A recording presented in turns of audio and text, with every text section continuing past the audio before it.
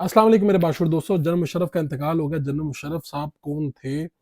انہوں نے کیا غلطیاں کیں اور کون سے داغ ایسے ہیں جو ساری زندگی ان کا پیچھا کریں گے، اور ان کے خلاف کیا فیصلہ آیا تھا جس کے بعد جو اسٹیبلشمنٹ ہے انہوں نے جمہوری یعنی حکومت سے بات کی تھی، وہ فیصلہ کیا تھا، کس نے دیا تھا، ان کا کیا حال ہوا، ساری باتیں آج کی اس ویڈیو میں کریں گے۔ جنرل مشرف صاحب کا دبئی میں انتقال ہو گیا، وہ کافی عرصے سے اہلیل تھے۔ جنرل مشرف آئے کس طرح تھے؟ جنرل مشرف آرمی چیف بنے تھے نواز شریف صاحب نے اپنے دور حکومت میں جب آرمی چیف کو اپوائنٹ کرنا تھا تو اس وقت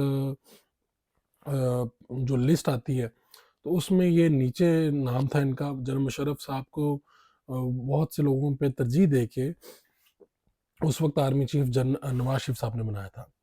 پھر ہوا یہ کہ کارگل معاملے کے اوپر اور بہت سے معاملات کے اوپر اختلافات ہوئے، اور مشرف صاحب آرمی چیف کے طور پہ سری لنکا گئے ہوئے تھے، اور پتہ چلا کہ یہاں پہ سرکاری جو ٹی وی ہے پی ٹی وی، اس کے اوپر اناؤنس کیا جا رہا ہے ضیاء الدین صاحب کو پروموٹ کر کے آرمی چیف بنایا جا رہا تھا، مشرف صاحب کو نواز شریف صاحب جو ہیں وہ برطرف کرنے والے تھے۔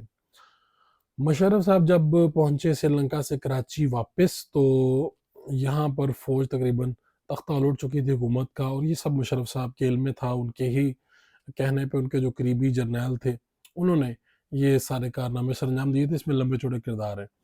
اور بالآخر وہ نواز شریف صاحب کو پھر باہر جانا پڑا، پہلے یہاں پہ رہے پھر باہر جانا پڑا، اور مشرف صاحب پھر کئی سال پاکستان کے اقتدار کو لے کے چلتے رہے۔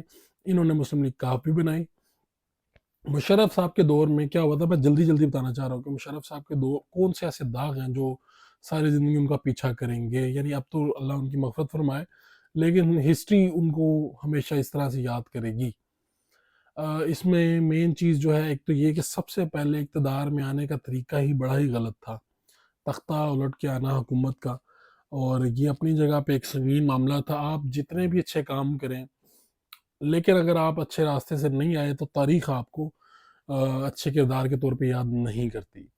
اچھا، اس کے بعد ان کی حکومت میں ایک تو انہوں نے ایمرجنسی لگا دی جب تختہ الٹا، اور اس کے بعد جو ان کا دل کیا انہوں نے کیا۔ انہوں نے مسلم لیگ کاف بنائی، اور مسلم لیگ کاف کیسے بنی؟ پیپلز پارٹی، نون لیگ اور باقی جماعتوں میں سے نیب، آئی ایس آئی اور ان اداروں کو استعمال کر کے انہوں نے لوگوں کو اکٹھا کیا، اور پھر اس طرح سے مسلم لیگ کاف بنی۔ مسلم لیگ کاف نے پھر آگے مشرف صاحب کے انڈر ہی مسلم لیگ کاف کام کرتی رہی۔ لال مسجد کا واقعہ ان کے دور میں ہوا، لال مسجد میں آپریشن ہوا، جامعہ حفصہ کی سینکڑوں بچیاں شہید ہوئیں، خون ریزی ہوئی، پورے دنیا میں بدنامی ہوئی۔ وہ جو بھی معاملہ تھا اسے کیسے حل کیا جانا تھا، نہیں کیا جانا تھا، میں اس کی بحث میں نہیں پڑتا، لیکن یہ سب کچھ مشرف صاحب کے انڈر کنٹرول ہوا۔ مشرف صاحب کے دور میں اکبر بگٹی صاحب کا قتل ہوا۔ اکبر بگٹی صاحب کو باقاعدہ وہ جہاں پر تھے بم مار کے مارا گیا، اور وہ بھی ایک ایسا واقعہ تھا جس کی وجہ سے جو تقسیم ہے بلوچستان کے اندر، جو محرومی ہے، جو بحران ہے، اس میں آج تک کمی نہیں آ سکی، کیونکہ وہ سمجھتے ہیں کہ بلوچ لیڈروں کو اس طرح سے مارا جاتا ہے اور یہاں سے خیر۔ اس کے علاوہ انہوں نے جو ججز کو معزول کر دیا، افتخار چوہدری صاحب کو گھر بھیجا، پھر وہ بحال ہوئے۔ وہی مشرف صاحب کی جو اقتدار کو کمزور کرنے کی وجہ بنی ساری، وہ بھی ایک ایسا داغ ہے جو مٹائے نہیں مٹتا۔ اچھا، اس کے علاوہ بہت سی چیزیں ہیں جو ان کے وہ لکھی ہیں کہ اچھی چیزیں بھی ہیں، جس طرح میڈیا کو فروغ دیا انہوں نے، خواتین کی میراتھن ریس وغیرہ یہ کرواتے رہے۔ اس کے علاوہ یہ ثقافت کے حوالے ثقافی تھے، فنکاروں کے ساتھ ان کا بڑا ذاتی تعلق تھا، رابطہ تھا، خود بھی گاتے تھے، ناچتے تھے۔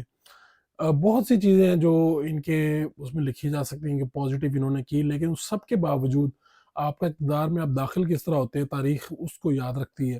تاریخ آپ کو ڈکٹیٹر ہی کہے گی، چاہے آپ جنرل ایوب خان کی طرح بے شمار چیزیں اچھی ہوئی ہوں آپ کے دور میں، اقتدار میں خوشحالی بھی آئے، پھر بھی تاریخ یہی کہتی ہے کہ ڈکٹیٹر۔ اچھا، ان کے خلاف ایک جو غداری کیس تھا، اس میں خصوصی عدالت کے سربراہ وقار سیٹھ نے اس وقت فیصلہ کیا دیا تھا 2019 میں۔ انہوں نے کہا تھا کہ جی جو مشرف کیس ہے اس میں جو ان کو مشرف کو سزا دی جائے، اور مشرف کو سزا دیتے انہوں نے حکم یہ دیا تھا کہ ان کو لایا جائے، ٹھیک ہے؟ جتنی بھی قانون نافذ کرنے والی ایجنسیز ہیں ان کو ہم حکم دیتے ہیں کہ مشرف کو گرفتار کریں اور انہیں قانون کے حساب سے سزا دیں۔ اگر ایسا نہ ہو سکے، وہ مر جائیں، تو ان کی لاش کو ڈی چوک میں 3 دن تک لٹکایا جائے۔ تو یہ بڑا رد عمل آیا تھا اس وقت، اور فروغ نظیم صاحب نے بھی اس وقت یہ کہا تھا کہ جی پھانسی دینا قانون اور اسلام کے خلاف ہے۔ بیسیکلی یہ آئینی بڑا سنگین غداری کا کیس تھا، آرٹیکل 6 اس میں لگتا ہے، اور اس پہ جب انہوں نے یہ فیصلہ دیا تھا، بعد میں وقار شیٹ صاحب فوت ہو گئے، اچانک پتہ چلا کرونا یا کسی نامعلوم وجوہات کی وجہ سے وہ فوت ہو گئے۔ لیکن یہ فیصلہ دیے جانا فرسٹ ٹائم ایسا ہوا تھا پاکستان کی ہسٹری میں کہ کسی سابق آرمی چیف ڈکٹیٹر کے خلاف اس طرح کا کوئی عدالتی فیصلہ آیا ہو۔ اس سے پہلے اس طرح کی کوئی تفصیل نہیں ملتی۔ 13 دسمبر کو یہ سنایا گیا تھا، اور آصف غفور صاحب اس ٹائم کے جو D G I S I تھے، انہوں نے یہ جو فیصلہ تھا اس کے اوپر رد عمل دیا تھا کہ جی یہ جو الفاظ ہیں یہ انسانیت، مذہب، تہذیب اور کسی بھی اقدار کے خلاف ہیں، اور ہم ملکی سلامتی کو قائم رکھنے کے لیے جو فوج ہے اس کا بڑا کردار ہے۔ اس وجہ سے یہ جو فیصلہ ہے یہ نامناسب ہے۔ اس وقت کے جو ترجمان تھے فوج کے، انہوں نے یہ کہا تھا۔ اب مشرف صاحب کا یہ انتقال ہو گیا، اور قدرت ہی ان کے ساتھ انصاف کرے گی جو بھی ہوگا معاملہ۔ لیکن تاریخ کا ایک سبق ہے کہ اقتدار چاہے جتنا بھی طویل ہو، اقتدار چاہے جتنا بھی حسین ہو، اقتدار میں چاہے آپ کے پاس جتنی بھی طاقت ہو، ایک نہ ایک دن یہ ختم ہو کے رہنا ہے، اور ایک نہ ایک دن بے مشرف کی طرح بے بس لاچار اپنی چارپائی پر موجود ہیں، اور اس وقت آپ کی کوئی مدد نہیں کر پاتا۔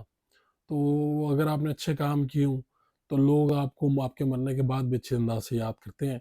اسلام میں تو یہ ہے کہ اچھے انداز سے ہی یاد کیا جاتا ہے، ہم بھی ان کی مغفرت کے لیے دعا کرتے ہیں۔ بہرحال جو ان کے کام ہیں، کارنامے ہیں، ان کا ایک حساب ہے جو شاید آج نہیں تو کل قدرت ان سے یہ حساب لے گی۔ پاکستان کی عدالت کوئی ان سے حساب نہیں لے سکی، لیکن ایک عدالت اوپر ہے، وہ اپنا حساب